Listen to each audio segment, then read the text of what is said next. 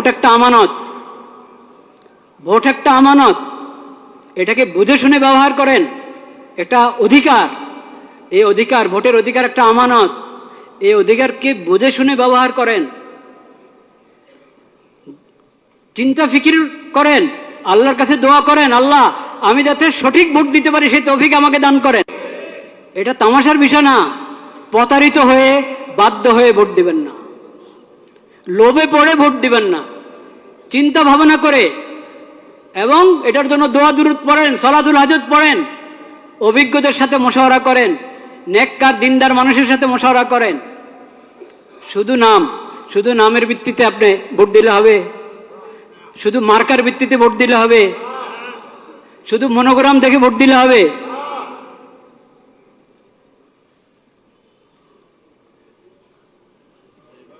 এটা হবে না, চিন্তা ভাবনা করতে হবে। শুধু নাম দিয়ে প্রতারিত হবেন না।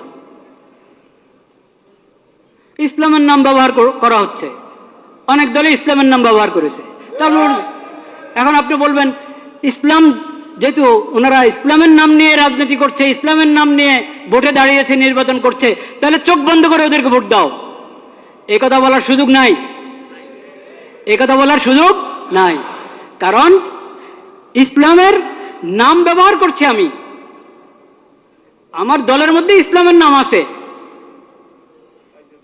কিন্তু ইসলাম আসলে কি আমি ইসলাম বাস্তবায়ন করার জন্য মানুষের প্রতিনিধি হতে যাচ্ছি?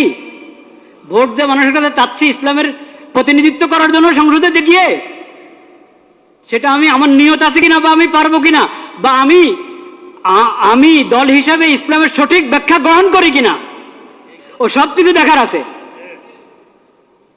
একটা ইসলামী দল তার ইশতেহার পড়ে দেখেন, সেকুলার দলের ইশতেহার যেমন হয় ওই দলের ইশতেহারও তেমন। ওই ইশতেহার তো বড় কিছু না, আসলে ইশতেহার তো আসলে বড় কিছু না যে শুধু ইশতেহার দেখেই কাউকে ভোট দেওয়া যায়। কিন্তু তারপরেও এটার কিছু না কিছু মূল্য তো আছে, নাহলে সবাই ইশতেহার ছাপে কেন? তো ইশতেহার, আমি ইসলামের কথা বলি কিন্তু আমার ইশতেহার পুরা একটা সেকুলার দলের ইশতেহার মতো মনে হবে আগাগোড়া পড়লে। তো এই জন্য আমি বলছি শুধু ইসলামের নাম, এই কারণে চোখ বন্ধ করে ভোট দিবেন না। আর দলের মধ্যে ইসলামের নাম নাই, শুধু এই কারণে তাকে বলবেন না যে এর ভোট দেওয়াই যাবে না। এখানে বিবেচনার অনেক কিছু আছে। এটা তো দুঃখের বিষয় যে আমরা, আমাদের কাছে ইসলামী খেলাফত ব্যবস্থা নাই। ইসলামী খেলাফত ব্যবস্থা কায়েম করার জন্য কেউ উঠে দাঁড়াচ্ছে না। এটা তো দুঃখের বিষয়, কষ্টের বিষয়। সেই কষ্ট তো আছে, সেই ব্যথা আছে, সেজন্য আমরা ব্যথিত। কিন্তু এখন যারা যারা এই মানবিক দেশ, নিরাপদ দেশ এবং মানবিক দেশ গড়ার জন্য যাচ্ছে, তারা মানবতা কি দিয়ে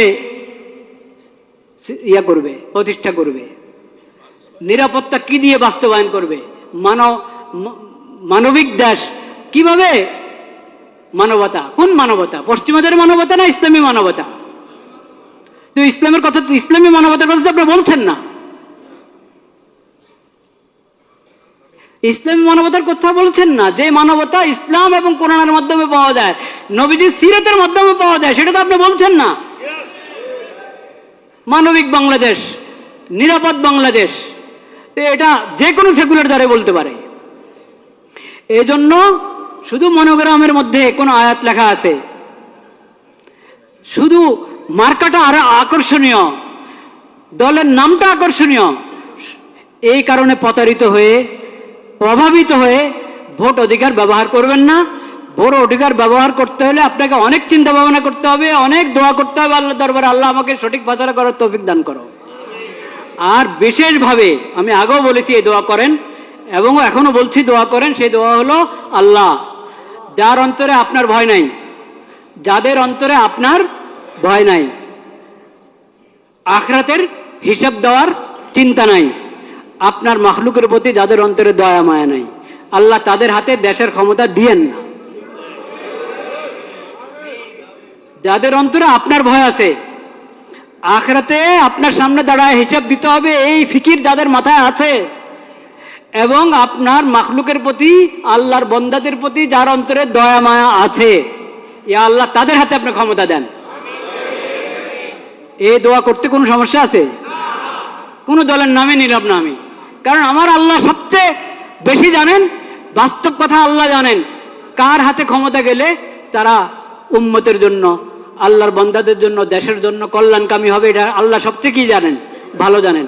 আল্লাহর হাওলা করে দিলাম, আল্লাহ তাদের হাতে দেন যারা আখিরাতমুখী, আখিরাতের ফিকির আছে, আপনার ভয় আছে যাদের অন্তরে, আপনার মাখলুকের প্রতি যাদের অন্তরে দয়া মায়া আছে তাদের হাতে ক্ষমতা দেন। যারা আপনার ভয়ও তাদের অন্তরে নাই, আখিরাতে আল্লাহ আপনার সামনে দাঁড়া হিসাব দিতে হবে এই ফিকিরও তাদের নাই, আপনার মাখলুকের প্রতি দয়া মায়াও নাই, হ্যাঁ, ইয়া আল্লাহ তাদেরকে আপনি ক্ষমতা দিয়েন না।